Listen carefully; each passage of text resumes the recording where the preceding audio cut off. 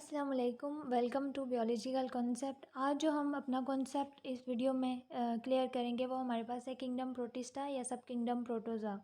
तो हम सब चीज़ें इसके जो बारे में जो जनरल है वो डिस्कस करेंगे और इंशाल्लाह नेक्स्ट वीडियो में हम देखेंगे इसकी क्लासिफिकेशन। तो हम सबसे पहले जो डिस्कस करेंगे उसका एवोल्यूशनरी पर्सपेक्टिव डिस्कस करेंगे कि इनकी एवोल्यूशन कैसे हुई, क्या इसके एविडेंसेस हैं और ये किससे इवॉल्व हुए। तो सबसे पहले जब भी हम एवोल्यूशन की बात करते हैं तो हमारा पहला जो जिसकी तरफ ध्यान जाता है वो हमारे पास है फॉसिल रिकॉर्ड। तो हमारे पास प्रोटिस्ट जो है वो यूनिसेलुलर थे, इतना ज़्यादा इनके पास स्केलेटल सिस्टम नहीं है। कुछ है जो इसके एनिमल्स हैं इस किंगडम में उनके पास है, लेकिन ज़्यादातर नहीं है। तो हम इतना ज़्यादा जो है इसका फॉसिल रिकॉर्ड अनफॉर्चुनेटली नहीं है, लेकिन जितना भी रिकॉर्ड है इसका या जितने भी एनिमल फाइला हैं वो यही इंडिकेट करते हैं कि ये तकरीबन 550 जो है वो मिलियन ईयर्स एगो इवॉल्व हुए थे सारे के सारे एनिमल फाइला। और अगर इनका फॉसिल रिकॉर्ड नहीं है प्रोटिस्ट का तो हम कैसे एग्जामिन करेंगे या साइंटिस्ट कैसे एग्जामिन करते हैं कि इतने साल पहले इवॉल्व हुए थे या इनकी एवोल्यूशन इस तरह हुई थी। तो वो एग्जामिन करते हैं उनके स्ट्रक्चर को और इनके फंक्शन को, जितनी भी लिविंग स्पीशीज़ हैं उनके। अब फिर आ जाता है हमारे पास कि ओरिजिन प्रोटिस्ट का क्या है। तो प्रोटिस्ट का जो ओरिजिन है वो आर्किया है।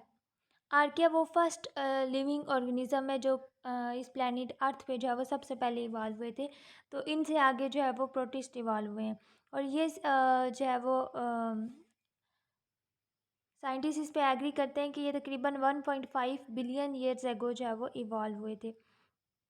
इससे रिलेटेड एक हाइपोथेसिस भी दिया जाता है जिसे एंडोसिम्बियोंट हाइपोथेसिस कहते हैं।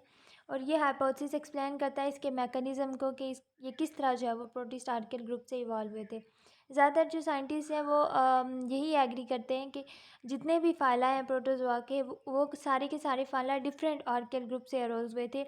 ऐसा नहीं है कि सिर्फ एक आर्कियल ग्रुप ने ही जो है वो सारे के सारे फाइला को इवॉल्व किया था, बल्कि इसके लिए डिफरेंट आर्कियल ग्रुप थे और उन सब ने जो है वो सब फाइला को जो है वो इवॉल्व किया था। तो इसलिए हम इन्हें जो है वो पॉलीफाइलेटिक भी कहते हैं क्योंकि इनके एक से ज़्यादा ओरिजिन है। अब फिर आ जाते हैं हमारे पास प्रोटोजोन्स की जो है वो टेक्सोनमी कि इनकी क्लासिफिकेशन अगर हम देखें तो इसकी बहुत ज़्यादा क्लासिफिकेशन हुई है। तकरीबन 7 to 45 फाइला हैं प्रोटिस्ट के जो अभी तक जिनमें प्रोटिस्ट को क्लासीफाई किया गया है। लेकिन ज़्यादा जो एक्सेप्टेबल स्कीम है वो इनकी 7 क्लासिफिकेशन स्कीम है, जिसके थ्रू जो है वो प्रोटिस्ट को 7 फाइलम में डिस्ट्रीब्यूट किया गया है या क्लासीफाई किया गया है। पॉलीफाइलेटिक के हैं पहले बता चुकी हूँ। आप जो मेन दो ग्रुप इसमें आते हैं किंगडम प्रोटोजोआ में वो है एनिमल प्लांट लाइक प्रोटिस्ट और एनिमल लाइक प्रोटिस्ट। जो प्लांट लाइक है वो ऑटोट्रॉफिक है, अपना फूड खुद प्रिपेयर करते हैं, और जो एनिमल लाइक है वो हेटरोट्रॉफिक है, वो दूसरे बींग्स पे डिपेंड करते हैं फॉर देयर फूड।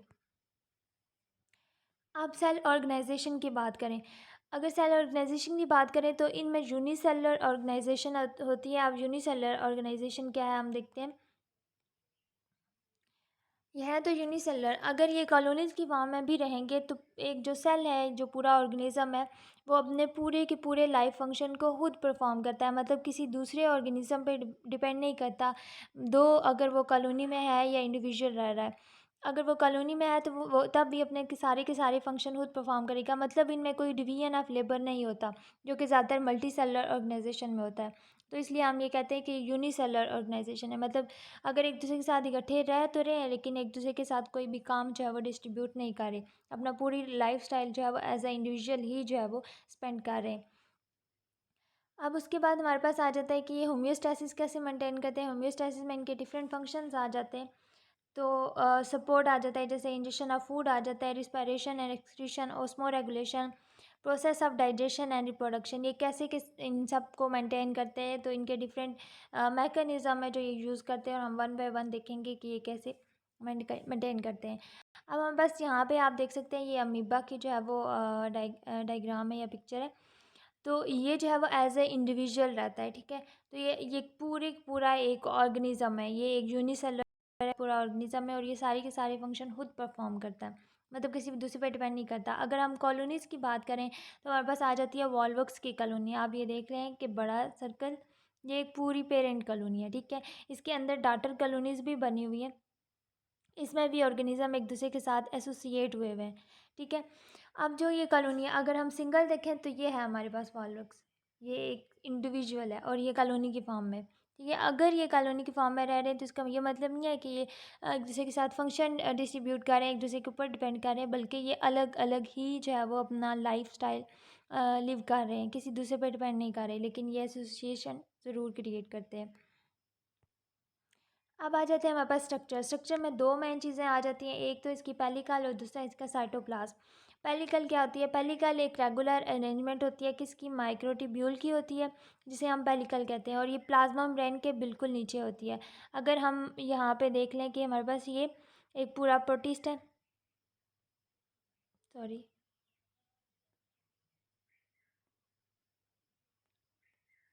अगर हमारे पास देखें हम कि ये हमारे पास एक प्रोटिस्ट है, ठीक है, और ये जो है वो इसकी प्लाज्मा मेम्ब्रेन है, तो इसके नीचे ही बिल्कुल प्लाज्मा मेम्ब्रेन की तरह ही ये एक अरेंजमेंट होती है माइक्रोट्यूब्यूल की, जिसे हम क्या कहेंगे? पेलिकल कहेंगे। अब ये पेलिकल इतनी सख्त होती है कि इसकी शेप को मेंटेन कर सके, क्योंकि माइक्रोट्यूब्यूल्स होते हैं इसमें, और ये फ्लेक्सिबल भी होती है कि जो है वो इसकी मूवमेंट वगैरह में हेल्प कर सके। अब फिर आ जाते हैं हमारे पास क्या? साइटोप्लाज्म। तो साइटोप्लाज्म दो रीजन में डिवाइड होता है, एक्टोप्लाज्म और एंडोप्लाज्म में, ठीक है। जो एक्टोप्लाज्म होगा वो बाहर प्लाज्मा मेम्ब्रेन की तरफ होगा, और जो एंडोप्लाज्म होगा वो बिल्कुल दरमियान में होगा, ठीक है। अब जो एक्टोप्लाज्म है वो क्लियर क्लियर होता है, ट्रांसपेरेंट सा होता है और फिम होता है, ठीक है।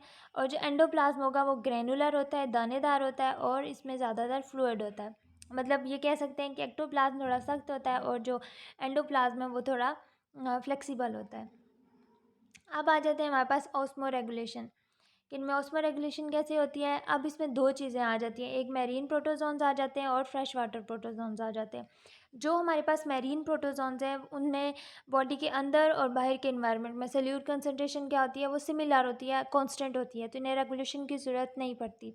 लेकिन जो फ्रेश वाटर प्रोटोजोन्स हैं उनमें जो बॉडी के अंदर, अगर हम ये कह लें कि ये वाली साइड इनसाइड है, ठीक है, और ये आउटसाइड, ये वाली इनसाइड है और ये वाली आउटसाइड है, ठीक है। तो यहाँ पे बॉडी के अंदर सल्यूट की कंसंट्रेशन हाई होगी और बॉडी के जो बाहर है एनवायरनमेंट में सल्यूट की कंसंट्रेशन लो होगी, ठीक है। तो जो हमारे पास वाटर होगा वो बाहर से अंदर की तरफ आएगा, ये हम वाटर कर लेते हैं। वाटर जो है वो बाहर की तरफ से अंदर आएगा ऑस्मोसिस के थ्रू, ठीक है।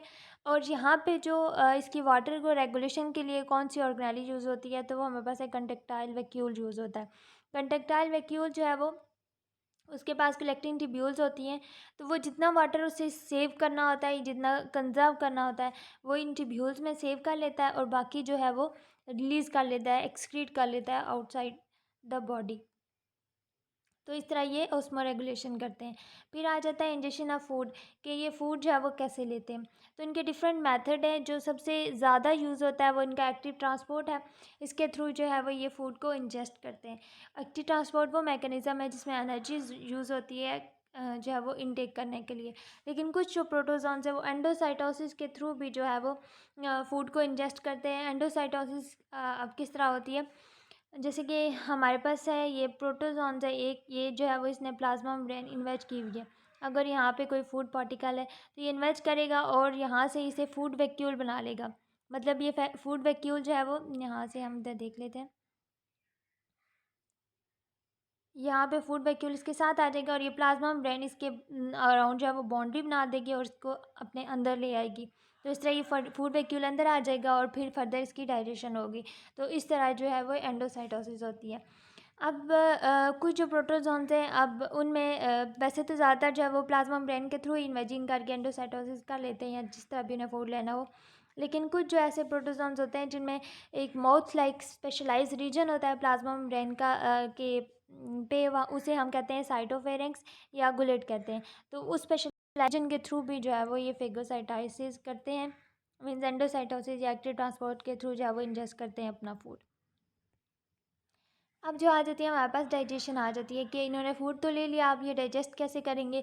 तो उनके लिए भी एक प्रॉपर प्रोसेसिंग होती है। सबसे पहले जो फूड वैक्यूल बना होता है वो फ्यूज़ होगा एंजाइम कंटेनिंग लाइसोसोम, ये ऑर्गेनेलिज होती है जिनके पास एंजाइम्स होते हैं, तो उनके साथ फ्यूज़ करेगा और यहाँ से एंजाइम जो है वो अपना एक्शन परफॉर्म करेंगे और डाइजेशन स्टार्ट करेंगे।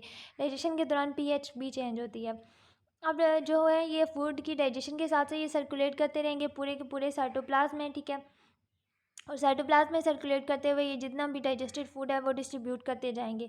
अब फूड डिस्ट्रीब्यूट हो गया, फिर एंड पे जो हमारे पास वैक्यूल में जो चीज़ें बचेंगी वो वेस्ट होगा, तो उस वैक्यूल को हम कहेंगे इजेशन वैक्यूल। और ये वाला जो इजेशन वैक्यूल है ये एक्सोसाइटोसिस के थ्रू जो है वो ये रिलीज़ कर देते हैं आउटसाइड द बॉडी। अब जो है वो कुछ ऐसे प्रोटोजोन्स हैं जिनकी प्लाज्मा मेम्ब्रेन में इजेशन के लिए भी या एक्सोसाइटोसिस के लिए भी एक प्रॉपर जो है वो स्पेसिफाइड रीजन होता है, जिसे हम कहते हैं साइटोपाइक। ये वाला रीजन होता है जिसके थ्रू जो है वो ये एक्सोसाइटोसिस करते हैं। अब हमारे पास आ जाती है एक्सक्रीशन एंड गैस एक्सचेंज। अगर हम इसको रिलेट करें सरफेस एरिया से, तो प्रोटोजोन का जो है वो लार्ज सरफेस एरिया होता है एज़ कम्पेयर टू वॉल्यूम, ठीक है। तो जो ज़्यादा गैस एक्सचेंज और एक्सक्रीशन होती है वो डिफ्यूजन के थ्रू ही हो जाती है, इनका सरफेस एरिया ज़्यादा होता है। तो इसमें क्या होता है कि गैस एक्सचेंज में दो ही चीज़ें होती हैं जो कि ज़्यादातर ऑर्गेनिज्म में होती है। सबको पता है कि एब्जॉर्प्शन ऑफ ऑक्सीजन, ठीक है, and elimination of carbon dioxide.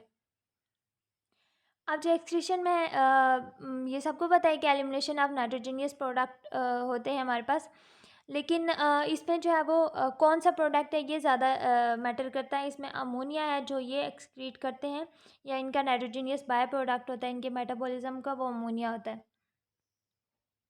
अब हम स्ट्रक्चर के थ्रू भी जो है वो देख लेते हैं कि क्या क्या स्ट्रक्चर थे और क्या क्या फंक्शन थे। तो ये आप देख सकते हैं पेलिकल, ठीक है, ये बिल्कुल प्लाज्मा मेम्ब्रेन के नीचे माइक्रोट्यूब्यूल्स की अरेंजमेंट होती है जो इसकी बॉडी शेप को मेंटेन करते हैं और इसे मूवमेंट में भी हेल्प करते हैं। अब जो ओस्मो रेगुलेशन के लिए कंट्रक्टाइल वैक्यूल की हमने बात की थी, तो आप ये देख सकते हैं ये लीव्स की तरह जो अरेंज हुई हुई हैं, ये वाली सारी, ये क्या है इसकी कलेक्टिंग ट्यूब्यूल्स हैं जहाँ पे ये वाटर सेव करता है और एक्सेस को जो है वो वैक्यूल से बाहर एक्सक्रीट कर देता है। अब उसके बाद हमारे पास आ जाते हैं कि ये फूड वैक्यूल है, ठीक है। फूड वैक्यूल लाइसोसोम के साथ फ्यूज़ करते हैं और जहाँ से फिर आगे डाइजेशन का प्रोसेस होता है, ठीक है। अब हमारे पास आ जाता है साइटोफेरेंक्स। साइटोफेरेंक्स कौन वाली जगह थी, जो स्पेशलाइज रीजन होता है प्लाज्मा मेम्ब्रेन में for the intake of the food, तो ये वाला एरिया होता है वो, ठीक है। फिर इस बाद हमारे पास आ जाते हैं साइटोपाइग। ये भी स्पेशलाइज रीजन होता है for the excretion of the nitrogenous by product of the metabolism, तो ये भी स्पेशलाइज रीजन होता है कुछ में, और यहाँ से ये एक्सक्रीशन करते हैं, ओके। और बाकी तो जनरल जो एक सेल में सारे स्ट्रक्चर होते हैं वही यहाँ पे भी हैं। अब हमारे पास आ जाता है रिप्रोडक्शन के। इनमें रिप्रोडक्शन किस तरह होती है, तो दो टाइप की रिप्रोडक्शन में होती है, एसेक्सुअल और सेक्सुअल रिप्रोडक्शन। एसेक्सुअल की आगे से काफ़ी सारी टाइप हैं, जैसे कि बाइनरी फिशन आ जाता है। बाइनरी फिशन में पहले क्या होगा, कैरियोकाइनेसिस होगी, मतलब ये अगर प्रोटिस्ट है तो इसमें पहले न्यूक्लियस जो है वो दो में डिवाइड होगा, ठीक है, इसकी डिवीजन होगी, और यहाँ से फिर आगे जो है वो दो में डिवाइड हो गया ये, ठीक है, इस तरह दो में, और फिर इसके आगे साइटोकाइनेसिस होगी, साइटोप्लाज्म डिवाइड होगा और हमारे पास दो डॉटर सेल्स बन जाएंगे। अब अगर मेरे पास आ जाती है बडिंग, तो बडिंग किस तरह होगी, मतलब अगर हमारे पास ये प्रोटिस्ट है तो सबसे पहले साइटोकाइनेसिस होगी, एक बड बनेगी, ठीक है, और फिर उसके बाद जो इसका न्यूक्लियस है वो दो में डिवाइड होगा। यहाँ पे दो में डिवाइड होगा तो यहाँ से एक जो है वो इधर बड में मूव कर जाएगा, ऐसे एक न्यूक्लियस के पास हो गया, एक इसके पास हो गया, ठीक है। तो फिर उसके बाद जो है वो ये बर्ड डिटैच कर लेगी अपने आप को पेरेंट से, और एक डाटर जो है वो मतलब ये हमारे पास अगर पेरेंट था तो यहाँ से एक और डाटर बन जाएगा, डाटर ऑफ स्प्रिंग बन जाएगा। फिर उसके बाद हमारे पास आ जाते हैं मल्टीपल फिशन। मल्टीपल फिशन कैसे होगी, मैं पहले ये अरेज कर लेती हूँ, ठीक है, और फिर आपको बताती हूँ कि मल्टीपल फिशन या शिज़ोगोनी जो है वो इसे कहते हैं, वो किस तरह होती है।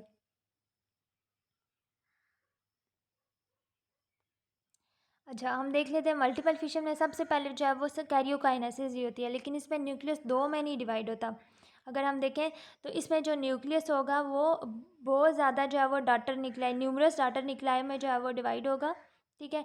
और फिर ये जब डिवाइड हो जाएगा तो फिर उसके बाद साइटोकाइनेसिस होगी, हमारे पास डिफरेंट जो है वो न्यूमरस ऑफस्प्रिंग बनेंगे यहाँ पे, और हर एक के पास अपना अपना जो है वो न्यूक्लियस होगा। तो इस तरह हमारे पास शिज़ोगोनी होती है। फिर उसके बाद हमारे पास आ जाती है सेक्सुअल रिप्रोडक्शन आ जाती है। सेक्सुअल रिप्रोडक्शन अब इसमें कैसे होगी, वो हमारे पास यहाँ पे पूरा मतलब कि मैंने स्टेप बाय स्टेप लिखा हुआ है कि सबसे पहले जो है वो गैमीट फॉर्मेशन होगी, फिर जाइगोट बनेगा, इनकी फर्टिलाइजेशन होगी, जाइगोट बनेगा, और फिर उसके बाद जाइगोट के बाद मियोसिस होगी जो कि इसमें थोड़ा-सा डिफरेंट है।